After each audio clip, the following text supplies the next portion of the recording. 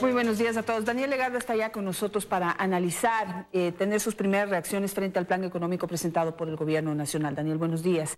Bienvenido a nuestro programa nuevamente. Lo tenemos aquí ya con un poco las cosas sobre la mesa, aunque hace falta aterrizarlas algo más. Quisiera primero su visión general. ¿Cuál es digamos, si se puede decir, su calificación general frente al proyecto económico presentado? Así es, Janet. Nuevamente, muchas gracias por la invitación. Con un poco más de conocimiento de causa, aunque hace falta todavía mucho conocer los detalles respecto al programa económico anunciado. Pero en una primera evaluación respecto a lo mencionado, luego de haber visto también la presentación que ha realizado la ministra de Finanzas el día martes, yo pienso que el sector privado en general, el sector exportador, tiene un ligero optimismo, un optimismo con cautela, podríamos manifestarlo de esa forma. No libre del beneficio de inventario, como se menciona, porque, insisto, falta conocer mucho los detalles sobre las 14 medidas que se han anunciado dentro del programa económico.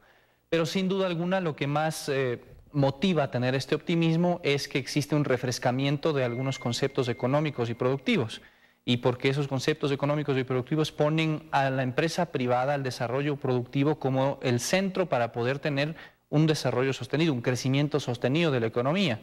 Y se ha dejado de lado ya ese concepto que primaba mucho en los últimos años respecto al Estado como centro de absolutamente todo, por encima inclusive de la vida misma de los ciudadanos, primero el Estado y luego el ciudadano. Eso sin duda vemos como refrescamiento, es algo positivo. Vemos que hay recogidos en algunos puntos también algunos aspectos que los ha planteado el sector privado, por ejemplo, anticipo el impuesto a la renta, revisión del ISD, aunque está atado a muchos temas, pero nos preocupa por el otro lado algunos conceptos que todavía se mantienen ahí, que no los compartimos porque a nuestro criterio no tienen una evaluación completa del tema. Por ejemplo, el tema de la balanza de pagos y para ello el aplicar aranceles para restringir las importaciones del sector privado.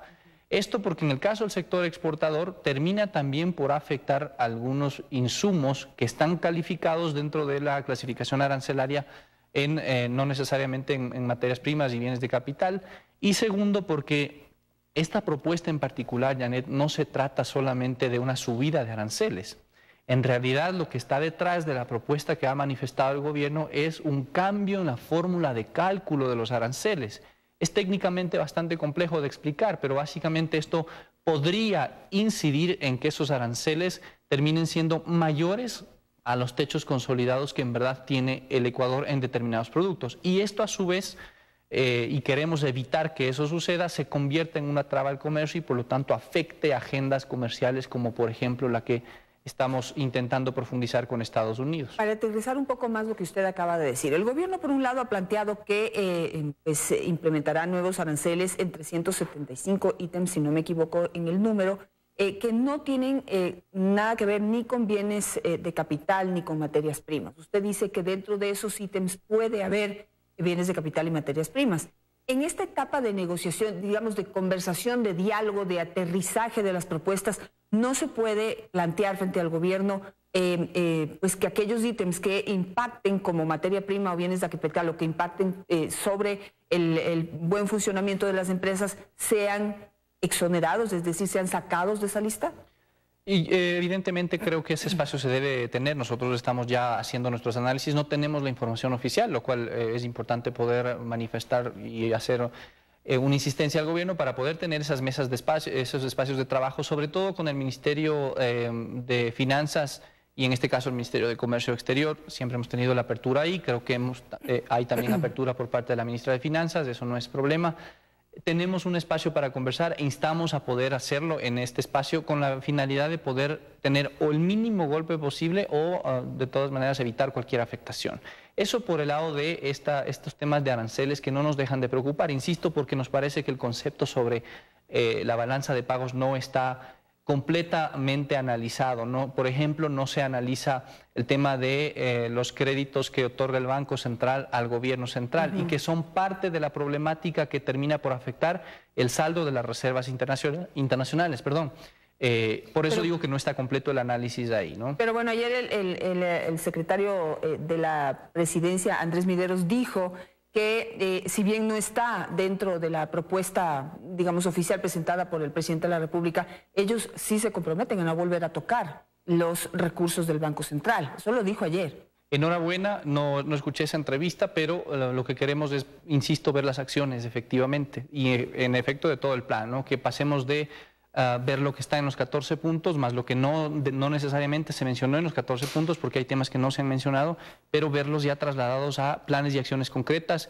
Y creo que la ciudadanía tiene mucho interés en que eso suceda lo antes posible, corrigiendo los temas que hay que corregir, para darle fuerza a los temas que son positivos, corregir aquellos que pueden ser distorsionadores para la economía, pero insisto, nos parece que es un paso importante en una dirección que nosotros creemos que es mucho más adecuada de lo que teníamos, sin ser exactamente lo que necesita el país. Es mucho mejor de lo que estaba previsto en años anteriores. Para cerrar el tema de los aranceles, tanto la ministra Mariel Sabiteri como Andrés Mideros ayer dijeron que el tema con los aranceles es que lo que se quiere evitar es la salida excesiva de dólares. Hablaban de 2.400 millones de dólares, si no me equivoco. Si no es por la vía de aranceles, que también desde los analistas económicos han dicho que no impactará positivamente en la balanza de pagos como el gobierno espera, ¿cuál es la alternativa para evitar que los dólares salgan? La alternativa no es evitar que salgan, porque siempre tenemos que importar para poder exportar inclusive y para poder también crecer como economía. La alternativa está en crecer en la inversión y crecer en exportaciones. Y aquí nos parece que, por ejemplo, hay un tema que sí se debe cambiar la forma en la que está planteado, la revisión del ISD. Se plantea que la revisión del ISD se dará cuando haya una mejora de la balanza de pagos privada. A nosotros nos parece que la causalidad en realidad es al revés. Para que mejore la balanza de pagos privada en efecto de inversiones y de exportaciones, es necesario revisar el ISD. Porque, recordemos, el ISD afecta también, por un lado, las inversiones, porque se constituye en un impuesto que es a la salida, si no es a la entrada, es a la salida. Y por el otro lado, para las exportaciones, porque recordemos que aquí hay una afectación a la liquidez de las empresas a través del ISD que pagan exportadores de forma directa o indirecta en materias primas, insumos y bienes de capital que, a pesar de que tienen esta figura de crédito tributario, de todas maneras su liquidez ya se ve afectada y a veces también afecta, por lo tanto, la operación al final del día. Esto influye, termina siendo un arancel que lo asumen los exportadores, influye sobre la competitividad. Desde hace mucho tiempo atrás el sector exportador viene pidiendo que eso se revise. Por lo tanto, nos parece que esa causalidad, insisto, balanza de pagos ISD debería ser en realidad al revés. Primero revisión del ISD para que mejore la balanza de pagos. Ahora, el tema de la eliminación del anticipo al impuesto a la renta que afecta tanto a exportadores y importadores, digamos, a la generalidad de los empresarios, ¿no sería una medida compensatoria, por ejemplo, para el tema del ISD? Es decir, dejar de pagar ese anticipo al impuesto a la renta y tener esos recursos para poder invertirlos en el crecimiento de las empresas. Sin duda, pero creo que el ISD tiene mucho más impacto que el anticipo del impuesto a la renta de las estadísticas, ¿no? Para algunas empresas podría ser, pero estamos hablando de que los montos son diferentes y el ISD en particular tiene una afectación para el sector exportador por las razones que he mencionado. Y hay otro tema, Janet, que también nos preocupa. Por un lado es positivo que se ponga en un programa económico los incentivos al sector exportador, devolución de impuestos y de tributos al comercio exterior, habla así el postulado sin mayores detalles. Nos parece que eso es bueno porque da más fuerza que esté puesto en un plan y asume un compromiso nuevamente el Estado. Hay que recordar aquí, sin embargo, que el sector exportador mantiene ya una promesa, un compromiso por parte del Estado y del gobierno, tanto de la administración anterior como de la actual, de poder cancelar algunos de estos incentivos pendientes, certificados de abono tributario para exportaciones que no tienen preferencias a Estados Unidos, por ejemplo, y el denominado devolución simplificada de impuestos. De hecho, al final del año anterior, cuando se aprobó todo el plan anterior, inclusive la ley que se aprobó en diciembre, también se anunció un programa de alrededor de 100 millones de dólares en devolución de impuestos para los exportadores. Estamos ya casi a mediados de abril y eso no se ha implementado. Esto está pendiente, por lo tanto hay un incumplimiento. Y otra preocupación dentro de este mismo tema, Janet, es que al menos en el texto que está planteado dentro de las 14 medidas, insisto, todavía con falta de conocimiento del detalle, está establecido que los incentivos se van a entregar solamente después de que el exportador haya depositado las divisas en el país. Nosotros estamos totalmente de acuerdo en que se devolverá a los exportadores que demuestren ingreso neto de divisas. ¿Qué quiere decir eso?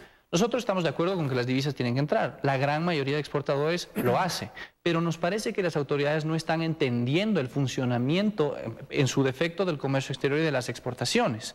Tengo dos ejemplos claros en esto. El sector acuícola, por ejemplo, las exportaciones, no es que exporto el día de hoy y mañana me están pagando en mi cuenta. Exporto el día de hoy a Europa o a Estados Unidos y debido al funcionamiento de la cadena y de los actores que están en esa cadena, hasta llegar al consumidor final, muchas veces vendido a consignación, pueden pasar más de 100 días en que me hagan ese pago. 100 días. Estamos hablando más de 3 meses. Otro ejemplo, el sector de plásticos igualmente exporta a Colombia para varias industrias. Hasta que eso se vuelva en pago, esto puede superar los 90 días también, por ejemplo. Estas son estadísticas que tenemos medido de cómo funcionan los sectores. Por lo tanto, nos parece que el ponerle un requisito previo, unas cortapisas, un candado, a un incentivo que debe ser, cuyo objetivo debe ser el fomentar el crecimiento del volumen de exportaciones, del valor de exportaciones, va a terminar por afectar ese mismo objetivo y básicamente ese incentivo no va a tener la efectividad, el impacto que esperamos que se tenga. Nosotros, insisto, estamos de acuerdo con el tema de ingreso de divisas, pero que sea como un control posterior por la naturaleza de cómo funcionan los negocios en el país. Además, poner ¿qué pasa trámites... con aquellos exportadores que no cumplan, por ejemplo, que no hagan ingreso neto de divisas? O el otro parrafito que dice en el punto 5 de los 14 incentivos, dice: los beneficios de incentivos para este sector exportador serán de quienes demuestren fiel cumplimiento de sus obligaciones. ¿Se refiere a pago de impuestos? Que lo cumplen, Janet. En ese sentido, me parece que es más una declaración. Como digo, la gran mayoría de exportadores cumple con todos sus requisitos de ley. A quienes yo represento, Confederación de Exportadores, están al día en todos sus pagos. Son empresas que son públicas en muchos casos, así es que la gente conoce de quiénes se trata. Pero nos parece, insisto, que esto debe ser analizado con mucho más detalle para lograr tener el efecto que debe tener. Además, si es que empezamos a poner requisitos previos, Janet, y varas altas y cortapisas en esto, nos estamos yendo contra el mismo programa económico que plantea la revisión de los trámites que son ineficientes, de los trámites que generan trabas, que son burocracia al final del día. Eso ya sucede, de hecho, con muchos temas que afectan al sector exportador, ¿no? Por ejemplo, en la misma pedido de devolución de IVA cuando se exporta, ¿no? Hay una parte que se hace electrónicamente positiva, pero después tengo que entregar una cantidad de documentos como respaldo que no tiene sentido. ¿Y este no es el momento de presentar esa queja, por llamarlo de alguna manera, para que eso se simplifique? Por supuesto, lo volveremos a hacer junto con los comentarios a los que me he referido a partir de los análisis que vamos haciendo del plan y de mayor información que necesitamos tener como sectores productivos respecto a lo que afecta directamente a nuestros sectores. Creo que estamos en derecho de conocer esto a medida que se vaya profundizando y insistimos en la necesidad e instamos a los ministerios del ramo, particularmente al Ministerio de Finanzas, para abrir estos espacios de trabajo, estos espacios de discusión, de manera de, por un lado, conocer más detalles de cada uno de esos 14 puntos que son muy necesarios y, por el otro lado, poder entregar información, poder debatir un poco para reducir los impactos negativos de estos puntos y para implementar cuanto antes los temas que son positivos para la economía del país. Antes de pasar al tema de las inversiones, ¿cómo ve usted el hecho de que no se haya mencionado, por ejemplo, la decisión o no decisión del gobierno de entrar en la Alianza del Pacífico o de plantear ya a los Estados Unidos un tratado de libre comercio? Nos parece que es un punto que está faltante, el gran ausente, se podría decir, Janet, en el programa económico que ha anunciado el gobierno. Esto lo hemos mencionado ya. El no tener un acuerdo comercial definitivamente está afectando, ya lo hemos dicho, las exportaciones de Estados Unidos vienen decreciendo, las no petroleras por 3 años consecutivos, el año anterior decrecieron casi 1%, mientras que nuestros competidores crecen al 7, 8, 9%, estamos perdiendo espacio ahí. Y en la práctica, si lo que queremos como país es dejar de depender del petróleo, que está explícito ahí en el plan, dejar de depender de la deuda del petróleo y del consumo y alimentado por el gasto público. Si lo que queremos es hacer eso y motivar inversión, sobre todo inversión extranjera y exportaciones, la mejor herramienta para promover exportaciones son los acuerdos comerciales. Ahí está el acuerdo de libre comercio con la Unión Europea, bloque con el cual nuestras exportaciones crecieron casi 13% el año anterior, casi 400 millones de dólares. Nuestra estimación es que se generaron 25.000 plazas de empleo directo, logrando amortiguar un poco el problema de empleo que se está generando en el país.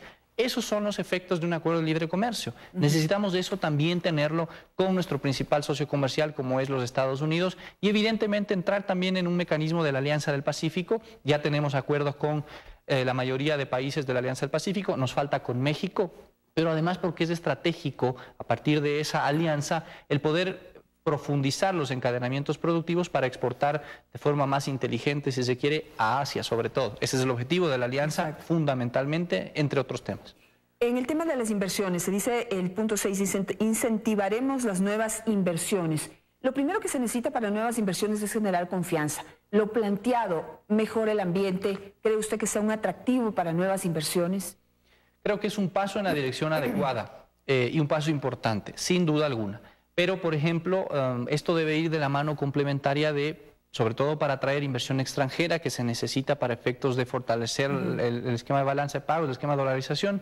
Se necesitan los tratados bilaterales de inversión, tema que aún está en proceso y que lamentablemente está en el proceso de denuncia que lo hizo el anterior gobierno, poniendo incluso como una cascarita de banano ahí para las nuevas autoridades. Esto se debe corregir y se debe ir rápidamente a poder renegociar esos tratados bilaterales de inversión, ¿no? Bajo un esquema que esté adecuado a los estándares internacionales. No podemos inventar el agua tibia en esta materia. Nos parece que este tema en concreto debe ir de la mano de toda la mejora del ambiente que se pueda realizar, de eliminar algunos desincentivos que están ahí para las nuevas inversiones. El mismo ISD, vuelvo nuevamente a este tema, constituye un desincentivo para las inversiones, sobre todo las inversiones extranjeras. Y lo que necesitamos evidentemente es mejorar en su contexto la competitividad del país, evitar medidas, cualquiera que ésta sea, que impacten sobre la estructura de costos del sector productivo. Ya tenemos durante los últimos 4 o 5 años, hemos tenido ya un incremento constante de los costos de producción en el país, de la estructura de costo de las empresas y particularmente del sector exportador. Necesitamos evitar cualquier tipo de medida que vaya a influir sobre más costos al sector productivo, porque en caso contrario vamos a seguir perdiendo competitividad. La agenda, por lo tanto, que de alguna forma se aborda, aunque muy tangencialmente en el programa económico, se habla de competitividad, se habla de productividad, insisto, muy tangencialmente, pero se reconoce que estos aspectos son fundamentales para poder sostener el crecimiento del país a través del crecimiento de las empresas, desde el pequeño emprendedor que también necesita competitividad y necesita un ambiente de negocios mucho más favorable, que no se demore 120 días construir su empresa y poder contratar gente y poder hacer contratos, sino que se demore una semana en hacer esto y que no tenga que estar tantos permisos, sino de una sola vez con todos los permisos que necesita. Hasta el gran empresario, el gran exportador, que mueve mucho más volumen y que necesita igualmente ese entorno favorable y que sea más competitiva esta economía. Por último, ¿qué le parece a usted el compromiso de reducir el gasto público en 1.000 millones anuales? Y para, hablar de algunos temas finales, la propuesta para de nuevos tipos de contratos de trabajo que no se han especificado cuáles son, y también condiciones de seguridad para el desarrollo empresarial. Respecto al primer punto, el anuncio de reducción del gasto es positivo y era necesario para el país porque, insisto, no hay sostenibilidad de las finanzas públicas al ritmo que seguimos. Ahora, nos parece que en un primer análisis es insuficiente. Insisto, la ministra debe tener cifras más claras al respecto, pero nos parece que aquí el esfuerzo del Estado debería ser mayor en reducir gasto que no es eficiente, que no agrega valor a la economía, sin topar lo social, por supuesto, no podemos eso pretender. Ahí hay un pacto social, valga la redundancia, de educación, salud, seguridad, eso no se puede topar. Así como tampoco se puede topar, Janet, y esto es muy importante, la institucionalidad del país que promueve las exportaciones y las inversiones. Hablo, por ejemplo, de una institución como ProEcuador. Al contrario de revisar si es que esto se elimina o se fusiona, hay que fortalecer esa institución, hay que fortalecer esos ministerios que están con este enfoque, porque esa ha sido la decisión que el país ha tomado, este giro económico que de alguna forma ha marcado el país. Vamos a fortalecer sector privado, exportaciones e inversiones. Solamente suena lógico entonces fortalecer la institucionalidad que también apoya eso. ¿De dónde? Revisando en dónde hay instituciones que no aportan valor en ese sentido. Con eso me voy a quedar. Muchísimas gracias, Daniel, por estar esta mañana con nosotros.